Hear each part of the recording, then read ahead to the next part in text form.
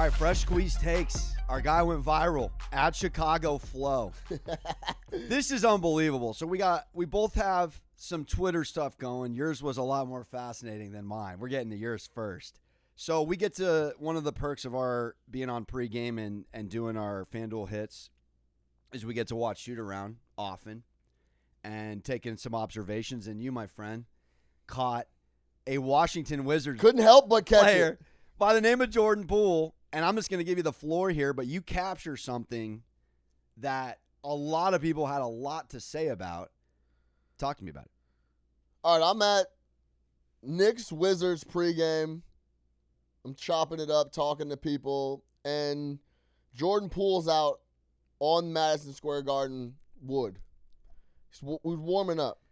He has on a hoodie over his head, pulled a little tight, and he Pulled a little tight. And that bothered you? Well, it just kind of helped with the look. Like, because KD does the tight hoodie too. And you got the mellow hoodie. Yeah. But it looked just like KD. But he has on red reflective sunglasses, and he's shooting half-court pull-up jump shots. So I tweeted, and I quote, Jordan Poole shooting half-court pull-ups and shades at MSG. Not a care in the world. Second of a 4-year, $123 million deal. His squad has 15 wins and is 16-point underdogs. Talk to him. Yeah, maybe we do need to shorten the season. Didn't cover. Now, I didn't think I was saying anything groundbreaking, to be completely honest. I love it. It's pretty simple to me that I get it, your team is tanking. I get it, everyone around you doesn't care about winning, so why should you? But something about it was rubbing me a wrong way about being a pro, approaching it the right way, and sunglasses and around where everyone can see when your team is garbage. Yeah. You're expected to get blown out in this game, and you're essentially the best player on the team. I guess he's the leader. You're the young... Kuz is gone now. You're the young mid-20s guy making a lot of money on the team. And that kind of just sets the tone for everybody else. Sarr's on the floor, top 2 draft pick. I go, maybe this is just what the NBA is about. Well, let me ask you this, because it's ironically happening in the same week where Curry hucks a ball across the arena and actually hit the bottom of the net. But he was on that team. He watched these unbelievable Steph Curry. He's known for these pregame things. But Steph Curry wins. So my question to you is, if the Wizards were winning and he does that, does it fall under the Curry category? Or you just think it's blasphemous regardless? The biggest lie ever told to the public, especially in America, is that you could do things other people do when you're not on their level. It's like, oh, if you can do it, I can. No, you're not Steph Curry. Steph Curry could go take a nap in the middle of the floor during warm-ups if he wanted to. Yeah. Remember back in the day when Manny Ramirez, he can't field. Brother, Manny Ramirez could go, before the DH, could go sit down in the outfield, and he'll play every day because that's how well he hit the rock at the dish. Didn't he go to the bathroom in the middle of an inning?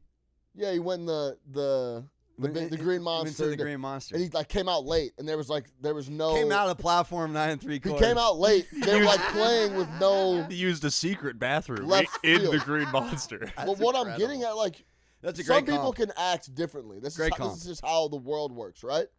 So my main thing was, it's clear, look, life is good. You're making $35 million. You have 2 more years of making $35 million. No one cares if you win or not. You're out here messing around. Honestly, my biggest point was, maybe we do need to shorten the season because there's no reason to be running out the Wizards like this. There's no reason for them to even be playing games anymore. They're eliminated from the playoffs.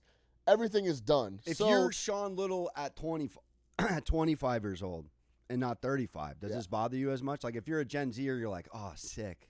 Jordan Poole's if I'm a Wizards fan, yeah, of course. Or you're just in the guard. Like, is this we're getting older? We want to see these guys. Younger you like this? It depends how seriously you take hoops.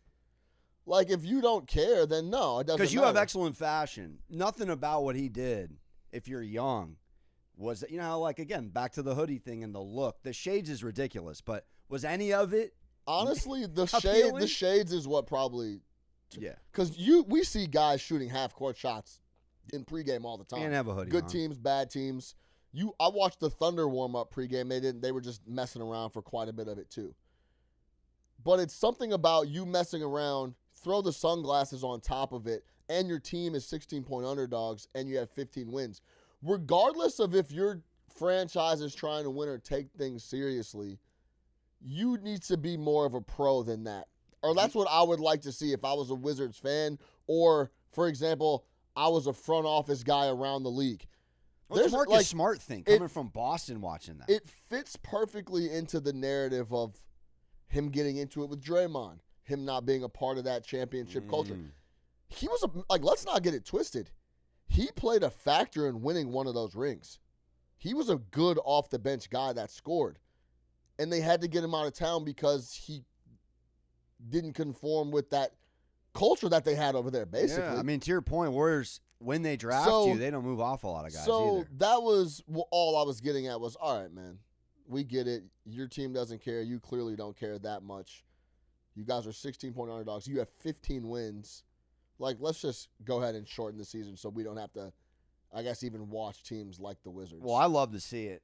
I get a lot of ish on Twitter, and it was a pleasure to have you join me. Yeah. As we talk to me. You segue to me. I'm still getting it. Just so people get, Monaco falls into the supporting the East Coast squads and the local teams when way it's too not much. Always the best idea.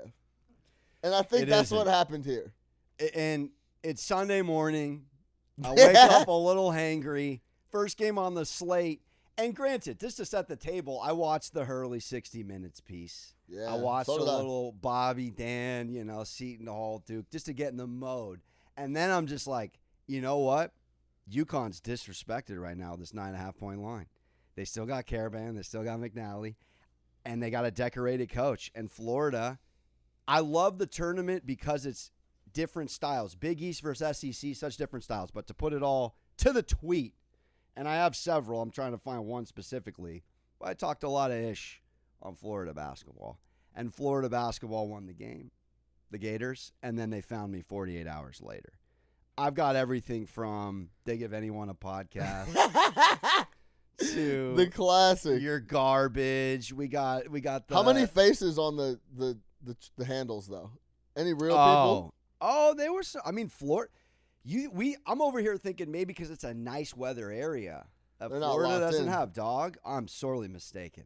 Oh, yeah, this is not a California energy. Obviously we got all-time football players from Florida. The tweet, Alex, you said was UConn wins outright. Bookmark this tweet. So they bookmarked it. Yeah. And they were winning. It was the right side the whole time. Did they cover? Oh, yeah. Florida covered. Yeah. Actually, they hit the over on an irrelevant three-point basket as time expired. But it just goes to say, and this is Twitter. Twitter, it's to rope your tweet into. It's like people honestly want to go on Twitter and be negative. It's the exact opposite of the LinkedIn endorsement. Yeah, it's fact. LinkedIn, here's what you do well. Twitter, here's what you don't do well. But yeah, I got on. You nailed it perfectly. I picked these Northeast teams, and I latch onto them. Yeah. I grew up with 25 years of no dog, so it's like I'm trying to just get to the real sports side of the hemisphere. Just so people understand, Monaco had St. John's winning the St. John's winning the tournament. So now I'm turning red. He gets a little wrapped up in the East Coast bias, for sure. So it was a fun week on Twitter. Make sure to follow us. But it's a new week, and we got some fresh squeeze takes. Yeah.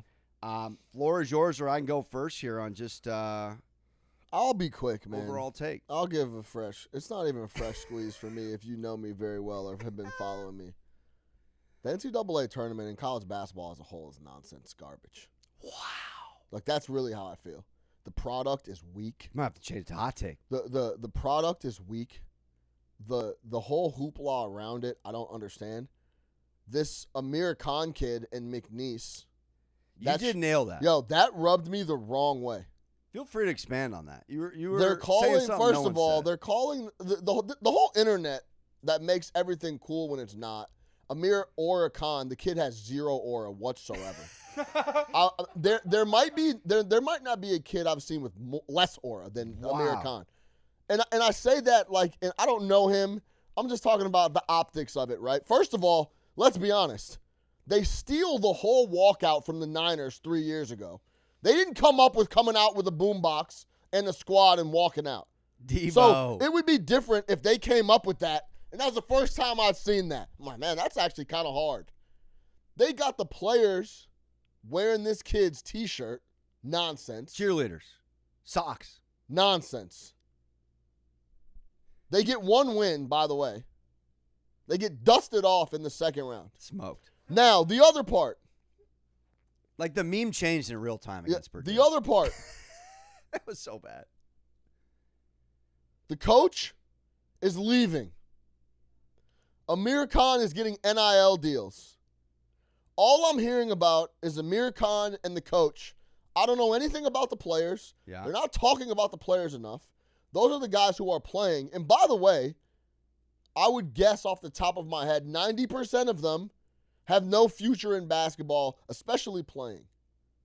So this would be the time that we highlight them, their accomplishments, what they do on the floor. And all I'm hearing about is Amir Khan, who's auraless, and the coach he says. who's going to NC State. There's Under Armour executives flying to drop him off a warm-up jacket that says Aura on it. It backfired. So it didn't backfire, though, because people are eating it up. Well, the What loss. I'm getting at is people, this is what makes the tournament great. And in my head, I'm thinking this is what makes the tournament stupid. That's my fresh squeeze take. And now we He's start, hot. and now we put in the whole NIL dollars, which I love, by the way. I love all that stuff. This is the United States of America, and you rob the kids blind for 40 years. Yeah. Now it's get back time, and it is a little out of control. But stack up as much money as you possibly can. That's the one thing I'm not. So let me be clear. I'm not mad that Khan is getting paid. Go get your money wherever you can. But I would have there was too much attention on him and the coach rather than the actual McNeese Well, squad. if I'm him, I share the Buffalo Wild Wings. I would hope so. Pick with the boys. Like, I would 'Cause he's nothing without the hype of the players. I would hope so, right? You would hope so. So- I would too. Who knows about that? But To Takerstown, man. He takes his 250 and goes to NC State. Yeah, I started to get behind it so with you. that's the whole thing for me. But yeah, man, now the NIL has stuff really running out of control a little bit. I saw a graphic of teams in the Sweet 16, like what squad they were on last year, like what roster. And Purdue was like one of the only teams that had all 5 starters that were on Purdue last year. I mean, there was multiple squads That's so funny. with they were on, the 5 starters were on 5 different teams last year. Oh, I mean, Arkansas. Kind of out of, and look, my last straw with college basketball is when they put Cal, Berkeley in the ACC. I'm like, this might be the dumbest thing I've ever seen. So you're not even going in to sports. participate in watching No, Sweet I'm going to 16 watch because Elite I'm going Eight? to try to make some money on something I think love it. I I love see an it. angle on, but the hoopla doesn't get me excited at all anymore. Well, we'll have to cut that clip and throw it up because It's my fresh squeeze. we might have another Jordan Poole scenario going on. We're going at him. Fresh squeeze We're take. going at Mr. Oro over here. It Get your was money, just- Amir Khan, but I don't know about any of the players on McNeese. All I heard about was the coach and a kid that stole an idea from an NFL team that did it 3 years ago, and we were parading the idea around like it was this fresh, cool idea. The thing that Which I upset me didn't was understand. coming out so flat in the first half. They had no energy. They had no dog. They were getting beat to balls. They weren't rebounding. They weren't boxing out. I'm like, dude, you come out with a boombox. You can't do any of that. You gotta show up and run through people. Sure. On that thought, on the fresh squeeze takes, I'm going to go one way with it, but just to put a button on because we're talking college ball, how do you have the transfer portal live in the middle of the tournament? That's as asinine as Ben Johnson, as I just said off air, getting recruited in the middle of the NFC Championship game. or NFC divisional. Well, the portal's not live, but they're announcing that they will be entering the portal. But you know how it goes. This is almost like the Wild Wild West. It's none of this sanctioned. Excuse me, none of this stuff's sanctioned. And I went LeBron on McAfee right there. My bad. Yeah, dude. And by the way, you had to watch that on the YouTube channel. You couldn't even watch it. I tried to watch it. I tried to watch it on ESPN. It was mute. I'm like, dude, let me go watch this on YouTube. You can hear all the dads around the country. I don't know about the example he's setting with this language. But yeah, that's just a ridiculous rule. They got to fix that in the middle of the tournament to put a button on it. However, my fresh squeezed take. First time I've seen our producer with a backwards hat. Might be the last time. This is a Mets town until the Yankees go out, win the East, and start doing some October damage. We are amidst rare air in the city, my friend. I have seen more Mets gear. It's opening day. Granted, I only walk a mile to work. But I've seen more orange-blue than pinstripes. I'm just going to I almost want to hear everyone's thoughts in the rooms. I think, because I'm not a New Yorker, we are in a fascinating, never seen it before, superstar going from the Bronx to Queens, and this is just day one. But you're kind of seeing it in the air, reflective. Feel free to hop in, Ben. But I think people chirping that the Yankees aren't going to make the playoffs. Doesn't help that Cole's out for the year. Cole's out, Heel's out. It's a little spooky right now for the Yanks. I will say, the team that has the juice right now is the Mets. Yeah, it's a hot take. It's obviously a Yankees town, but I mean, right now, Mets got the juice, baby. Ben? Yeah, I've been waiting for this moment since I was a kid on the school bus. The amount of times I got ridiculed, my group of friends got ridiculed, friends within the group ridiculed each other. Mets fans have been waiting. Yeah, take us through if this was a school bus day, what would I'd be dressing like this ride be like, though? I know, but give us some of the, like, for a kid who grew up with no rival because no one cared about San Diego sports, what is it like on a bus with both you guys? I mean, everyone in this room grew up in the whole bus drive would have just been talking about Soto, the offseason, you guys suck, no, you suck type of thing.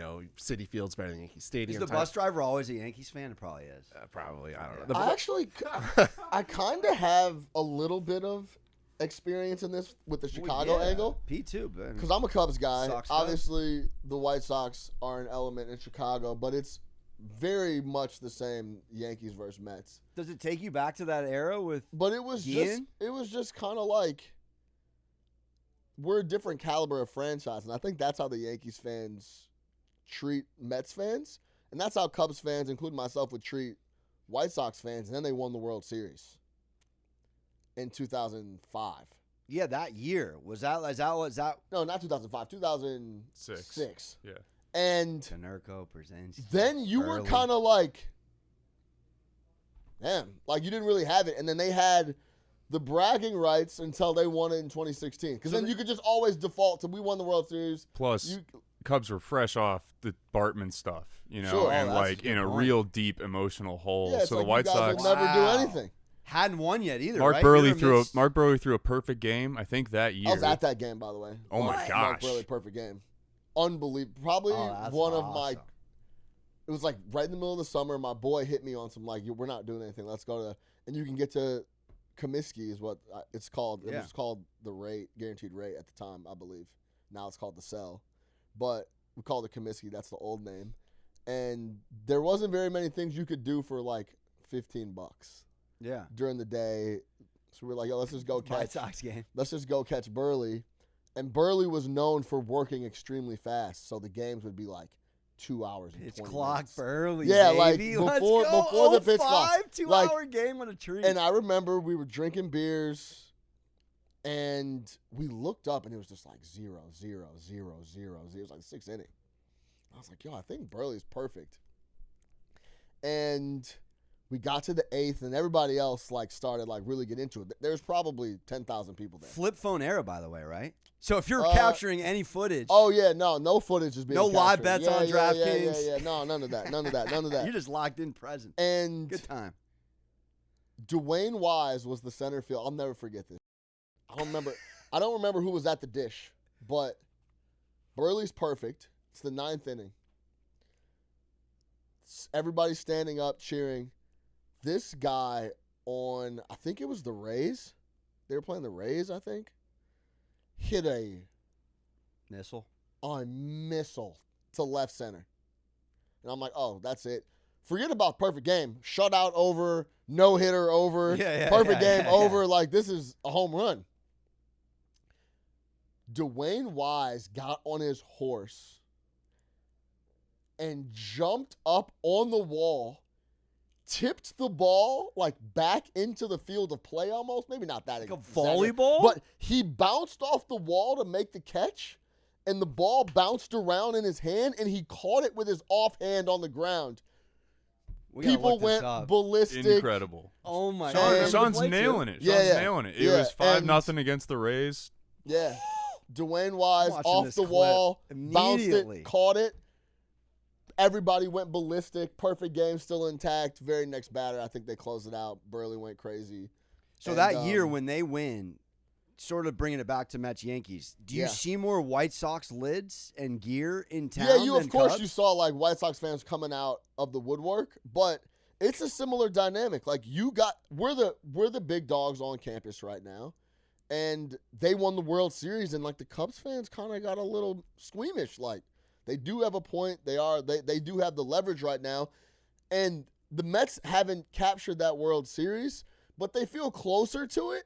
Oh yeah, right now than the Yankees. So higher win you total can puff your chest out a little bit more as a Mets fan right now, and that's kind of what the situation was with the Sykes. I love it. Going back memory lane, just to put a button on all of it. 3 Yankees on opening day eve in the Garden watching late Knicks. Mets tucked in by 10 o'clock Eastern.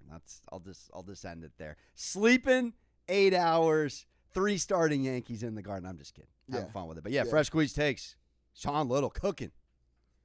For more Juice Bar, make sure to check out the podcast wherever you get your audio platforms. We're on Spotify. We're on Apple, Google Play. Keep it rolling. More Juice Bar. Stay locked in.